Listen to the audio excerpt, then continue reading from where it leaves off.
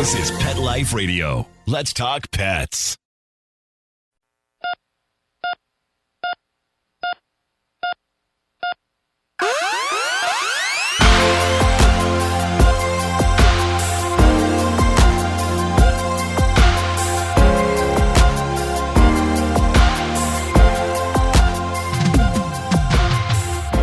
Welcome to ER Vet on Pet Life Radio. I'm your host, Dr. Justine Lee, and I'm a board-certified emergency critical care veterinary specialist and a toxicologist. Thanks for joining us today. I'm really excited to be talking to Laura Thomas today. Laura is an award-winning documentary researcher and long-term employee of Nat Geo Wild. We'll be right back after these messages. My cat Lily loves to sleep on my head in the middle of the night and then run around chasing imaginary mice. And you know what? That's all stuff that I can deal with. What I can't deal with is a smelly, stinky litter box. So I use Arm & Hammer Clump and Seal. It clumps tight around odor and destroys it for a 7-day odor-free home, guaranteed. That way, Lily isn't bringing home any stink into my house and not near my head in the bed. Because an odor-free home is a happy home. Arm & Hammer, more power to you. Let's Talk Pets on PetLifeRadio.com.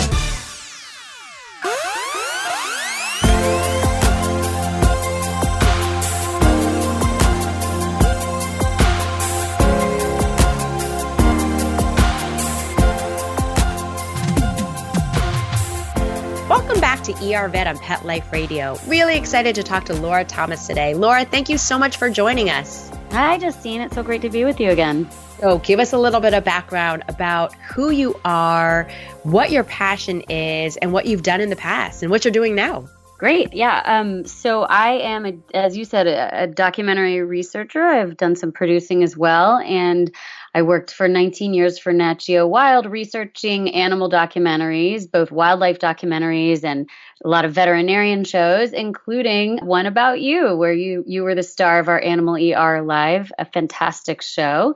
And now I have just moved off of the Nat Geo Wild team to do some freelance filmmaking, which I'm really excited about. And I'm going to get some ideas moving in the animal and people interaction sphere.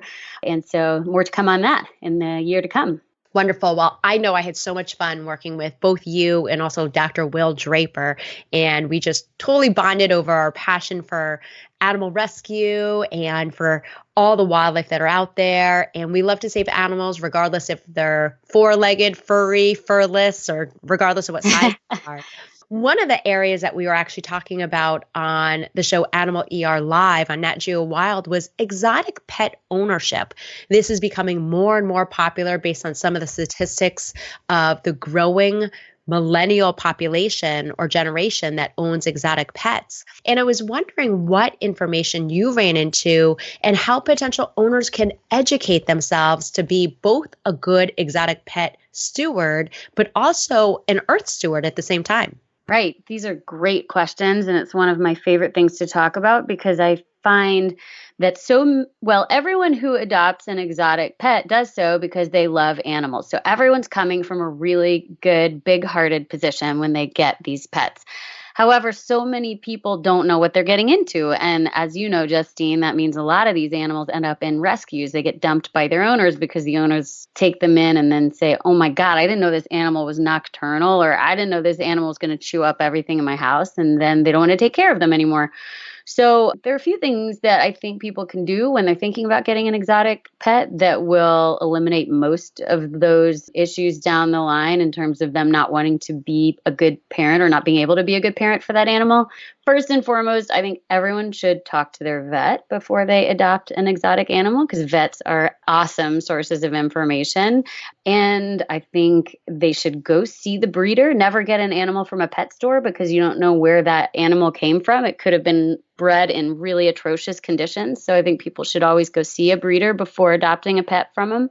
And I think those two things are a good place to start. And then beyond that, though, you got to do a tremendous amount of research just to figure out what the animal's going to need once you get it home. And we can talk a little bit more about how to get that information, because that is another place that potential exotic pet owners run into trouble.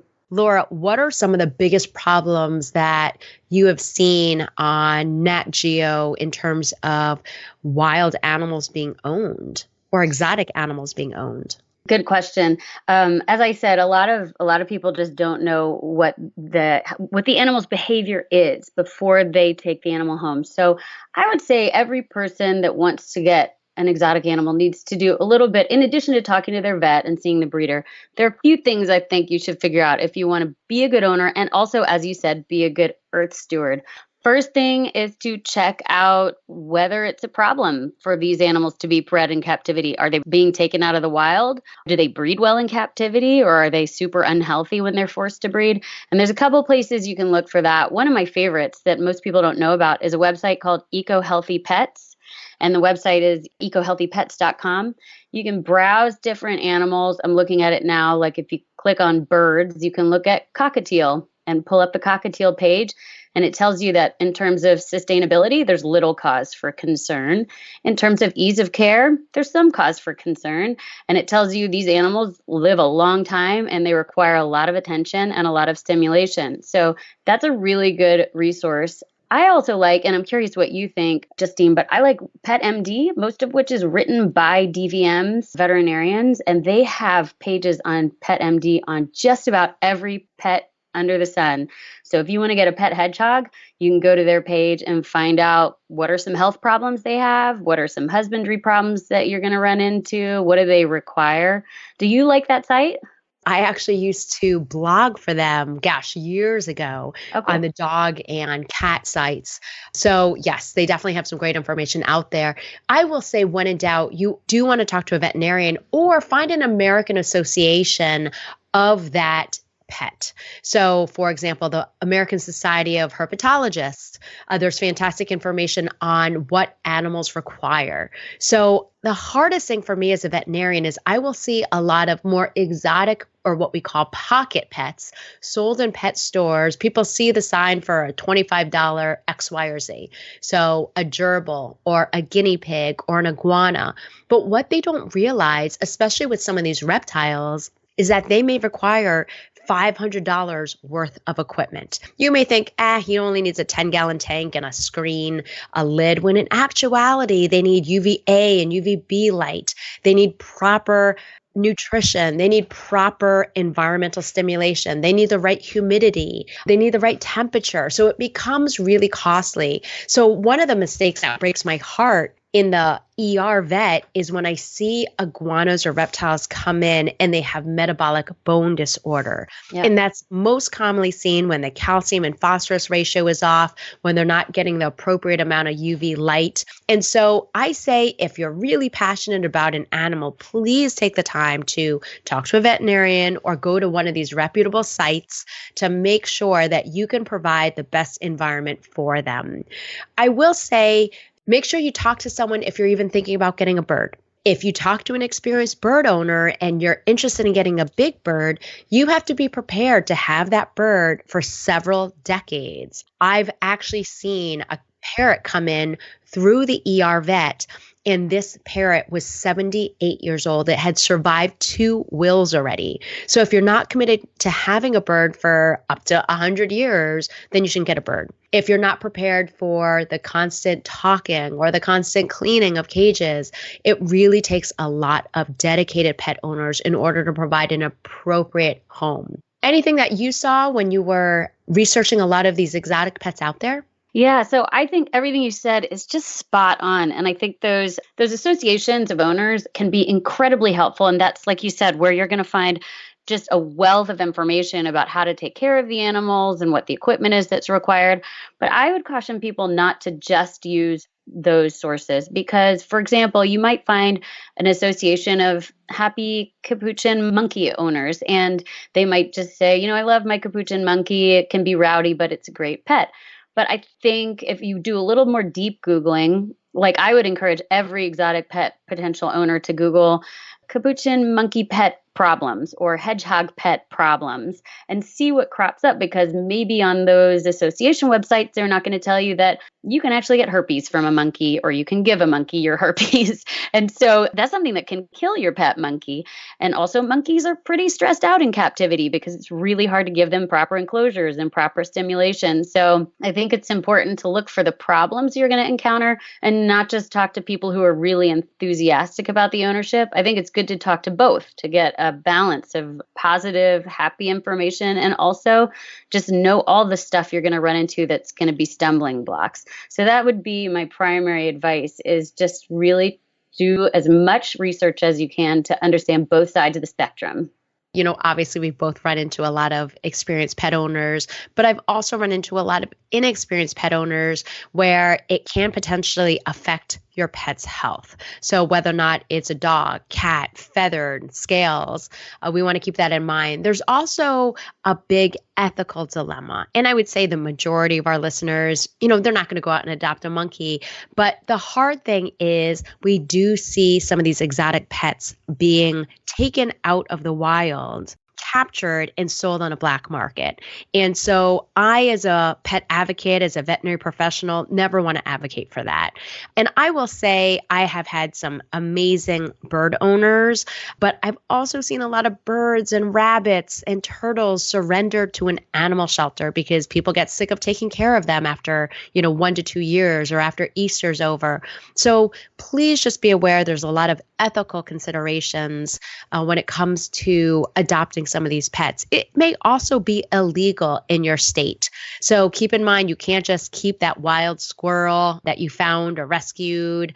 You can't keep that wild skunk that you may have found. So in certain states, there's also laws prohibiting that. And that's for your own safety, because we want to make sure everyone's safe, but to make sure really potentially deadly diseases such as echinococcus or rabies aren't spread. So when in doubt, talk to your veterinarian, make sure you do thorough research and that you're providing the safest environment that's environmentally appropriate for that animal, regardless of what type of animal it is. We'll be right back after these messages.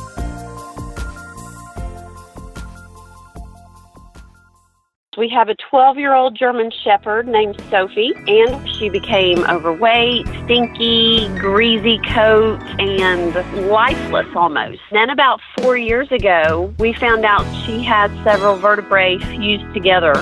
She was unable to walk. The vet told us Sophie was going to have to be euthanized. I thought, I've got to do something. DINOVITE.com. I remember Sophie starting the Dinovite, and she from day one has loved it. She is no longer stinky. She is full of life. Dinovite healed Sophie. Dinovite is nutrition. I truly recommend that people not wait until the vet recommends euthanasia. You have to get them on Dinovite right away while they're healthy. Dinovite for life. You won't believe how happy your dog will be. I get my Dinovite from DINOVITE.com.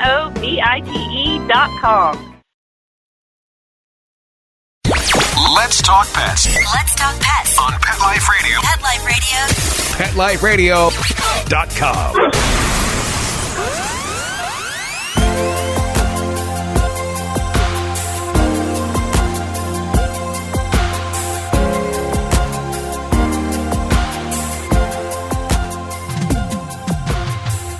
Welcome back to ER Vet on Pet Life Radio. Today we're talking to Laura Thomas, and we've been talking about the ethical considerations of exotic pet ownership, whether or not you should purchase that crocodile or alligator or tiger, and the general rule is no. So first of all, oftentimes it's illegal in your state. It also takes that animal out of their natural environment. But more importantly, we want to make sure that we're providing an appropriate household, a safe environment, appropriate nutrition, appropriate lighting. So do your research before you even think about buying an exotic pet. You also, as Laura mentioned, you want to make sure you're researching the problems with that kind of husbandry. That doesn't mean your husband takes care of it. That actually means the care of that particular pet. So just be aware, make sure you thoroughly research it. Now, when Laura and I worked together on Animal ER Live, that filmed on Nat Geo Wild, we often would see a lot of pet owners who were going instantly to Dr. Google. And if you talk to most pet owners, that's the first thing they're going to do. It's our gut instinct to research it. I want you to research it well, but you also don't want to make sure you're looking at a credible source. So, Laura, what are some tips, being that you are a main researcher for Nat Geo Wild? How do we advise pet owners to find trustworthy information?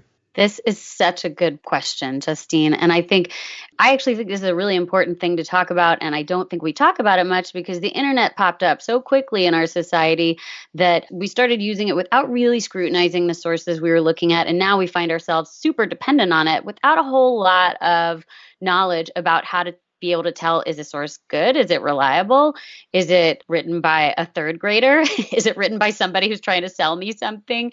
And so there are a few things that I usually tell people when they're trying to figure out how to discern whether a source is reliable. One, for pet health advice, whether it's dogs or cats, iguanas or tigers, is it written by a veterinarian? And almost always on a website, if the health advice is written by a veterinarian, it says written by Justine Lee, DVM.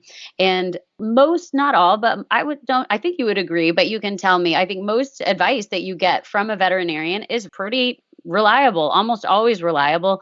The only exception I might think of is if a veterinarian is writing on behalf of like a dog food company and trying to sell you a particular dog food, then maybe you want to think twice about whether it's objective. But I usually tend to rely on anything written by a veterinarian that's specifically about animal health. Do you agree? I also say my biggest hint is, because there's a variability in the quality of veterinarians out there, but I always say, when in doubt, go to a .edu website. So a lot of the veterinary schools are going to have a website that ends with .edu. So you know it's from a good source, or even from .org. You're going to trust .com a little bit less. But when in doubt, you always want to get resources from large veterinary organizations such as the American Medical Veterinary Association, the American College of Veterinary Surgeons, American College of Veterinary Internal Medicine. When you see these extra letters, it means that they are diplomats of the American College of whatever that area of expertise is. So you can find great pet owner handouts on that. And that is oftentimes how I discern where the best pet owner information is. One of my favorites is actually petplace.com, because all the content is written by board certified specialists on simple to complex diseases.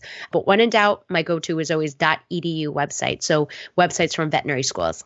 That sounds great. I think that's super good advice. And you can also often find veterinary hospitals that have their own webpage with husbandry information or animal health information.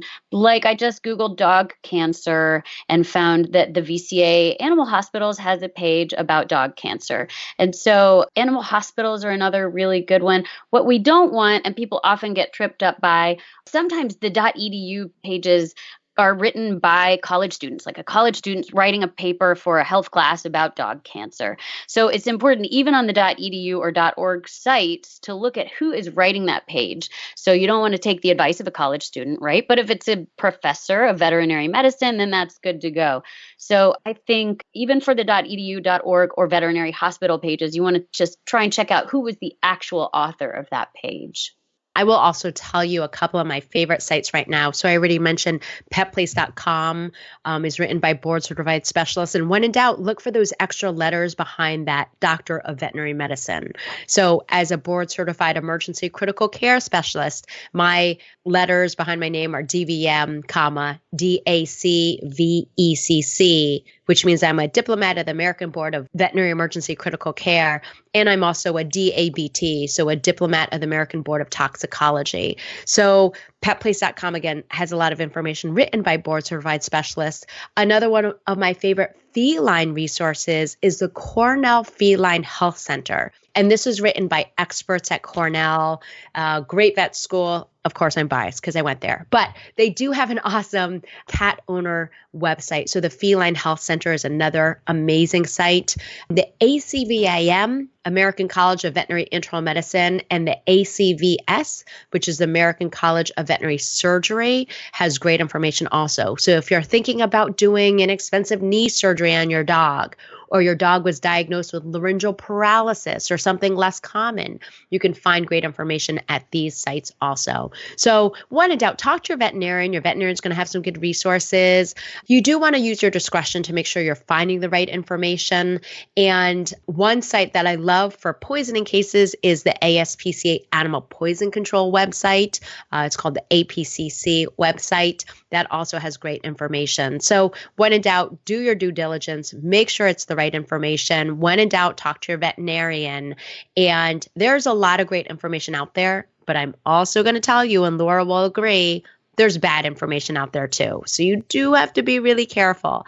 And I always say, if it's a website that is always leaning to one side or the other side, that's probably not an unbiased source. So you want to make sure you're finding a good site, and don't just rely on Google search engine optimization for how early it pops up when you're searching for it. Make sure you research it appropriately. Any other tips that you have, Laura? Well, I think everything you said is right. And for people that want to just make it easy on themselves, what I do, for example, if my dog is puking and I want to find out, is this a problem? I don't really know. My dog ate a piece of raw chicken. Should I be worried about this?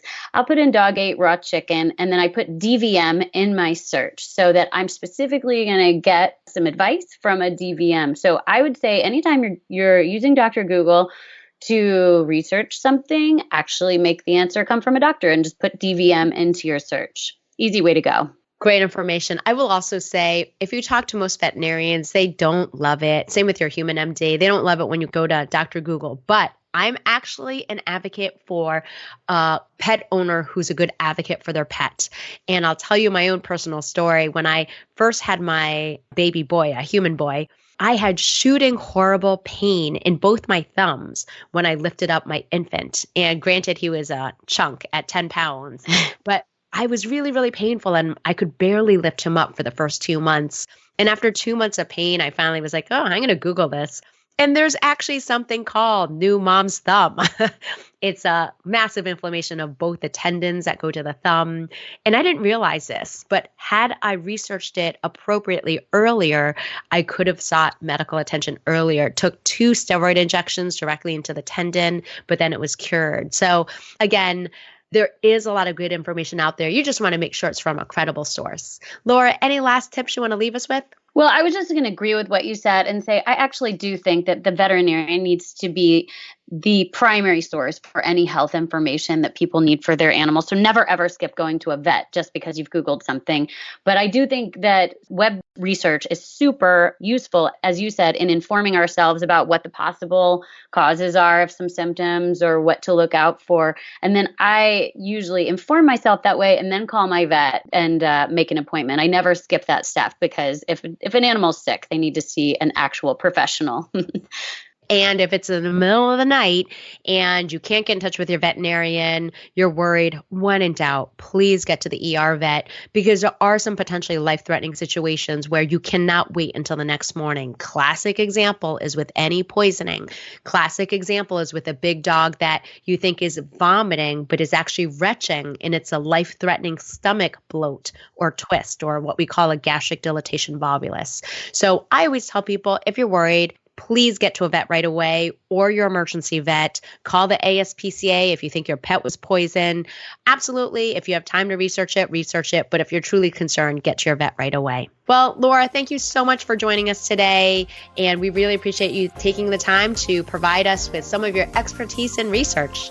Thank you so much. It's a pleasure every time. Well, that brings us to the end of today's show. Find me at drjustinelee.com, on Facebook at Dr. Justine Lee, or email me your pet questions at drjustine@petliferadio.com. With that, we're out of time, and we want to thank Laura Thomas for joining us, and Mark Winter, our producer, for making this show possible. See you at the next episode. Let's Talk Pets, every week on demand, only on PetLifeRadio.com.